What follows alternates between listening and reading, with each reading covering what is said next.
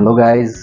आज हम यहाँ पे है डेन टू फिट। मेरे आवाज़ से ही आपको लग रहा है मैं ज़्यादा अच्छे से बात भी नहीं कर पा रहा हूँ। अभी फ़िलहाल मैं आइस बात लेके आया हूँ। ठीक है, this is my first time और ये मेरा लाइफ में फर्स्ट एक्सपीरियंस है आइस बात का, जो कि ये डेन टू फिट के माध्यम से मुझे मिला है।